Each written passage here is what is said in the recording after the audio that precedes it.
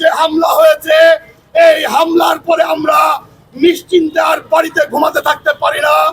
আমরা রাজপথে আবার দুর্বার গণ আন্দোলন গড়ে তুলব। গত একদিন আগে জুলাইয়ের স্তম্ভ, জুলাইয়ের প্রিয় মুখ, প্রিয় শরফুদ্দিন হাদির ওপরে যে নৃশংস হামলা হয়েছে, আমরা এই হামলার তীব্র নিন্দা জানাই।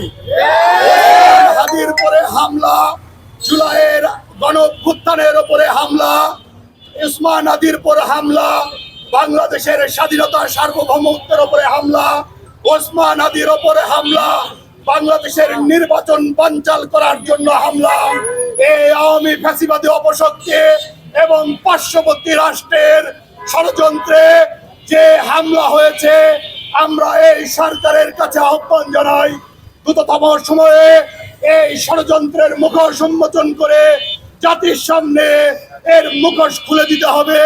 না হলে জুলাইয়ের সুপ্ত শক্তি আবার জাগ্রত হয়ে আবার নতুন একটি বিপ্লবের সূচনা করবেন। উসমান হাদির পর যে হামলা হয়েছে, এই হামলার পরে আমরা নিশ্চিন্তে আর বাড়িতে ঘুমাতে থাকতে পারি না। আমরা রাজপথে আবার দুর্বার গণ আন্দোলন গড়ে তুলব। বাংলাদেশকে এই পতিত ফ্যাসিবাদের অপশক্তি থেকে বাংলাদেশকে নিরাপদ না করে এই জুলাইয়ের সাথীরা ঘরে ফিরবে না ইনশাল্লাহ। আগামী দিনে রাজশাহী মহানগর এনসিপির সকল কর্মসূচিতে নেতা কর্মীদেরকে উদাত্ত আহ্বান জানিয়ে আজকের মতো এই কর্মসূচি আমরা সমাপ্ত করছি। আসসালামু আলাইকুম।